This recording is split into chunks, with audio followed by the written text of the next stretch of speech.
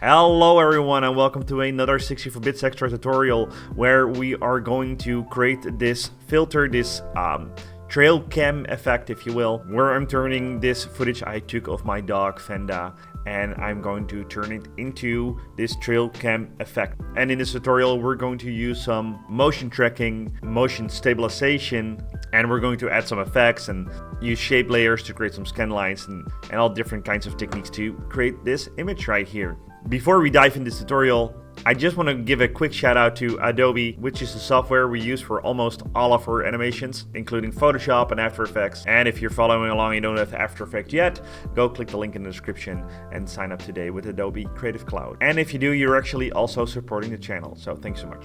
Alright, let's start. We're going to start out with a new file, and I'm going to import my footage that you can download with the link in the description. And with this footage imported, I'm going to drag it over the composition icon. So my composition has the exact dimensions and frame rate, which you can see right here under composition settings. There we go. The footage is 1920 by 1080 and it's 60 frames a second. Now, as you can see, the footage is fairly wiggly because I was filming it handheld, and you can see the camera moving around, and I want to keep the camera completely still because it's footage from my trail cam, which is normally standing still. So to do that, I'm going to click this footage and I'm going to go to Tracker, which you can find right here. If that's not open, you can go to Window, Tracker. And here you can see Stabilize Motion and Warp Stabilizer. Now in this case, I'm going to use the Warp Stabilizer. You click that and it will start analyzing the background. This may take a little while. This footage is only 5 seconds. It could take a few minutes. It could take a few seconds. Right here you can see how many frames it actually is analyzing. And right now it's stabilizing. There we go. And it will actually zoom in a little bit. If I turn the effect off and turn it on again, you can see it's zooming in a little bit because I have wiggly motion, and that means it needs to cut off something. If I scrub through it now, you can still see motion though, and that's a problem.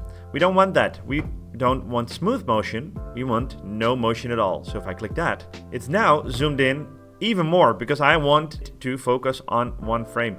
And if I scroll through it now, the camera will be stabilized. So before we begin adding all those effects, I know that in the end I want Fenda's eyes to glow. Like on a trail cam, you often see animal eyes and they look up into the camera and the eyes will shine a bright light. I want it to look as real as possible. So we're going to add that in too. And for that, we need to track the eyes. So little circles can actually follow the eyes in the end. Now, because I'm using a warp stabilizer effect, I'm actually going to render this out first. So that's what I'm going to do now.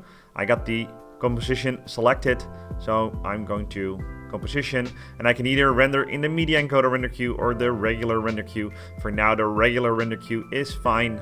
Let's make sure the output module is set to something simple. I'm going to go with H264, and I created this folder called footage, and I'm going to save it there. It's not trail cam original anymore, it is stabilized. There we go. Enter. I'm going to quickly render that. Now we don't need to do this, but since I'm going to motion track on the stabilized footage, it's nice to have it rendered. So let's import the rendered footage and drag that footage onto the new composition icon. So now we got the stabilized footage without the effect, and that's important because I want to track the eyes now. It's only a small clip, so tracking shouldn't be too hard. If I select this layer right here and I go to the same tracker panel, I can see track motion. So click that. And you can see a little time bar under here, and you can see that I'm in the layer, not in the composition, but in the layer. And you can see a little track point popped up. There we go. It's right there. But we're not tracking that. We need to place this on top of her eye. Let's do her right eye. Where is it? There we go. Let go. And I want to track this part, and the center part is for the footage that it's looking for, and the area around it is the search area. So each new frame is looking in this square. I'm gonna make sure I'm at the beginning of the animation, and after that it's as simple as clicking the play button next to Analyze in your tracker window. Play, and you can see this is going really well. It will take some time, but it's tracking the eye really well. If you make this search window too big, it will actually be a lot slower. And if you make it too small, it might not find the thing it's looking for. And you may notice that as time goes on that your tracking will be a little slower, but that's fine. You can always stop if you see that it's making a mistake. Play again. And I think that was a successful track. Very good. Now let's do the other one by clicking track motion again. And you can see another track point came out. Be sure to click between the squares so I can move it. Put it on the eye. So make sure it's not too big so it's actually finding both eyes. Yeah, somewhere around there. Let's make the area, stretch area a little small. So if the big motions are bigger, then maybe make it a little bigger, but in this case, it's small. And then press play again. All right, that looks very good. Now in the tracker window, I can go tracker 1 and tracker 2. So for now, I'm going to close down the layer so I'm back in the composition where I can actually start drawing some glowy eyes. So let's go to a point where I think her eyes will glow because she's looking right at the camera. And on trail cams, you will actually see the eyes glow up. So let's go around there. Zoom in a little bit, then take my oval tool, my ellipse tool. If it's on a rectangle tool, just be sure to click and hold it, and then the ellipse tool. My color is white, that's perfect, and I have no stroke. Put that on top of that. Deselect real quick, so I'm gonna click this and say enter, and then left eye. I'm going to duplicate this with Ctrl D and put it on the right eye. There we go. So I'm around there, and press enter and call it right eye. Now select both, and obviously they are not working just yet, but if I click the trail cam stabilized layer, then open my tracker panel again, and I see I need to reselect the motion source, which indeed was the trail cam stabilized. And I can select either tracker 1 or tracker 2. This would be the right eye. Now I simply go to edit target, and since I have the right tracker selected, I'm going to say apply the motion to the right eye. Press OK, and then I still have to press apply. X and Y, be sure it's on X and Y, press OK. And if I'm not mistaken, one white ellipse is following Fenda. So let's do it again. Let's go to the tracker, motion source, trail cam stabilized, then go to tracker 2, edit the target, which is the left eye, that's perfect. Press OK, and then press apply on both dimensions, please. Now, before we change the appearance of those, I'm actually going to apply a couple of effects. And one of the effects is that I want the footage to be actually black and white. So I'm going to add an effect, click the layer that I want to apply the effect on, then either go to effects and presets. If that's not open, be sure to click it open under window and effects and presets. And you can see a lot of options right here. Or with the layer selected, you can go to effect and pick out the effect that you want. You can actually go through them all and try out some things if you want, but in this case, it's color correction. Now, a trail camera always looks fairly black and white at night, but more like a greenish tone and white. So let's, instead of going black and white or checking out hue and saturation and taking out all the saturation, I'm actually going to use tint. And you can see it immediately becomes black and white. And in my effect controls, if that's not open, be sure to open it up right here. Instead of mapping it to black and white, I'm actually going to click the black and I'm going to say, let's do a really dark green tone. So around there, that looks pretty good. Let's see how that looks. All right. Again, we're doing the eyes last. And what I usually do is I get some reference. And I'm actually going to import this reference right here, which is a security camera and a trail cam reference. Let's import that. These are included in your training files as well. Let's put that in real quick. Now this is more black and white, but I'm just going to put it in for reference. I got some footage right here.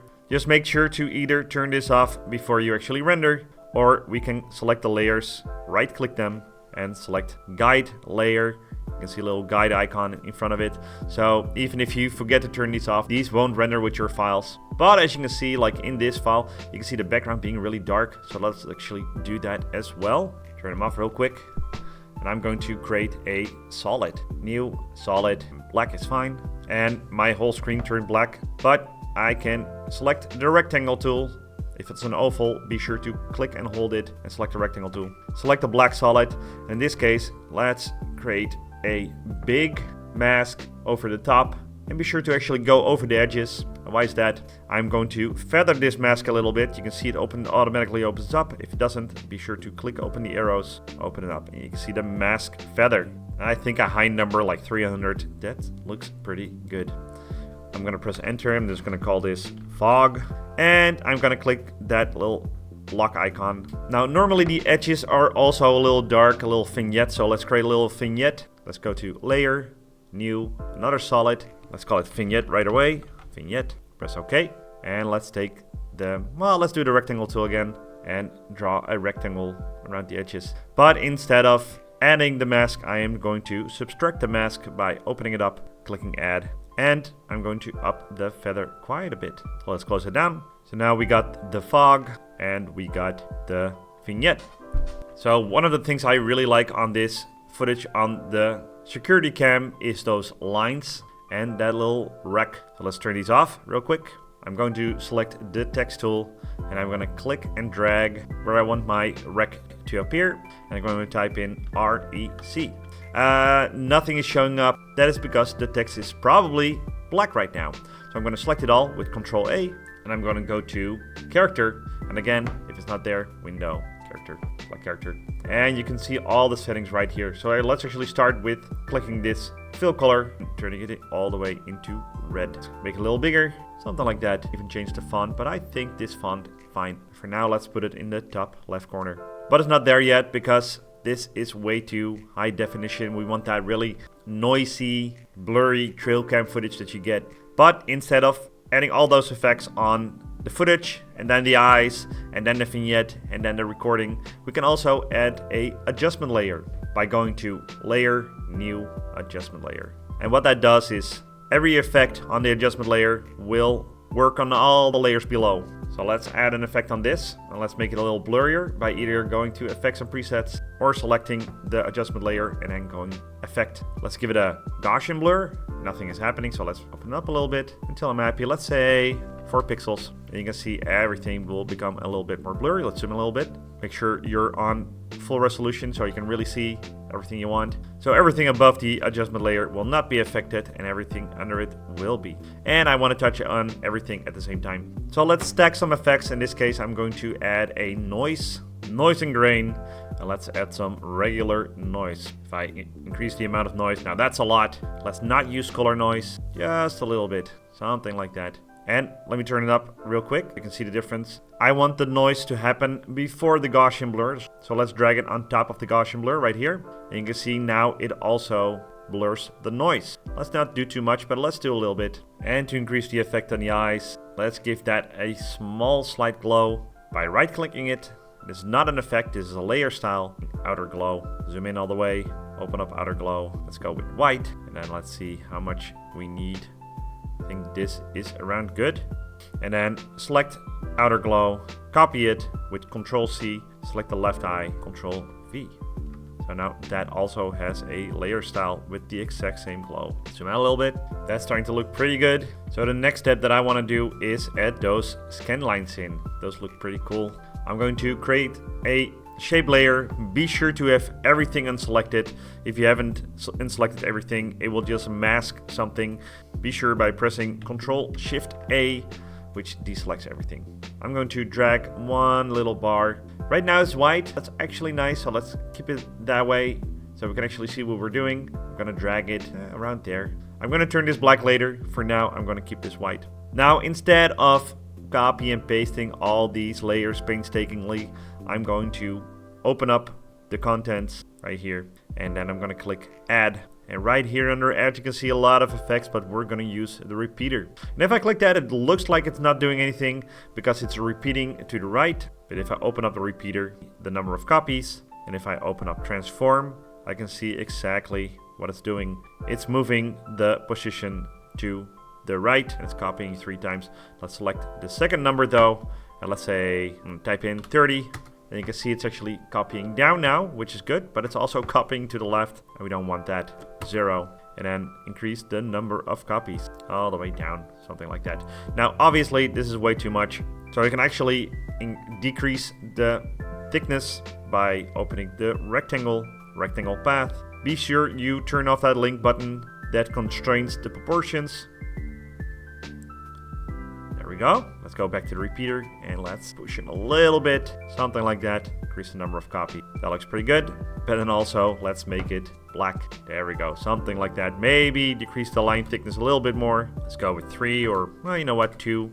And let's call these Scanlines. Close it up and be sure it's actually under the adjustment layer so it will get all the blurs and all the effects that we put on the adjustment layer. If I play it now, that looks pretty cool. Let's actually put it also under rec. It looks a little better. And one more thing that I want to add a little warble, a little displacement on the footage.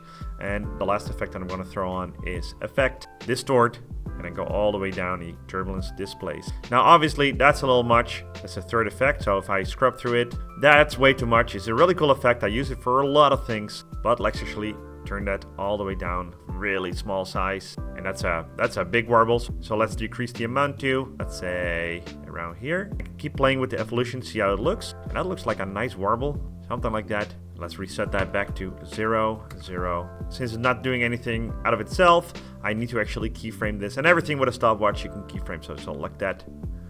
And I can open that up. Or just press U, go all the way to the end.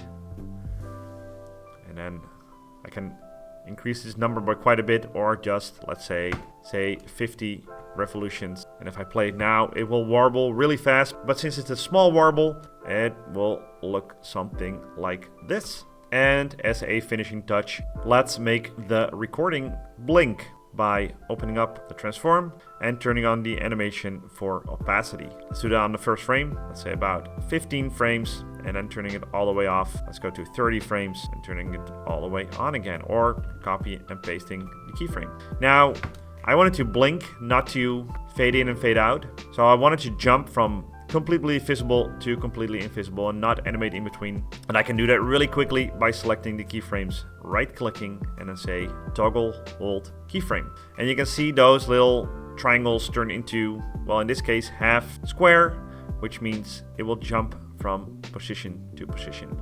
Looks pretty good. And instead of copy and pasting these keyframes to loop it like this, Control C, Control V, and going to the end and pressing Control V again, instead of that, I'm going to use a really tiny script. You can do it like this, but this will be much faster.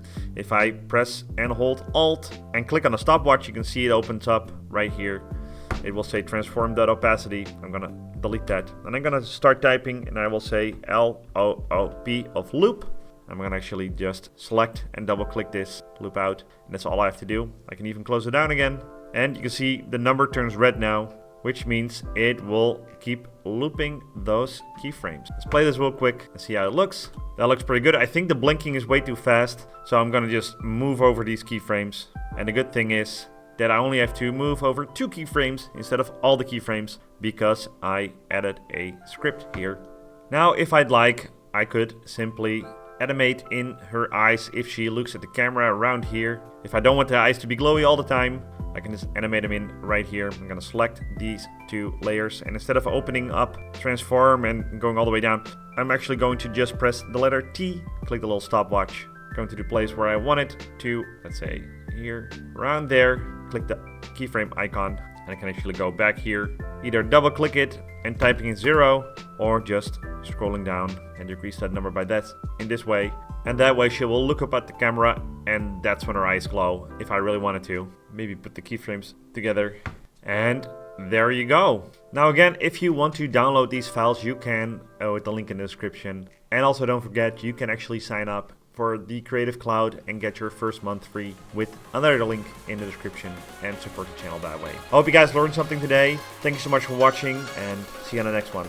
Bye guys.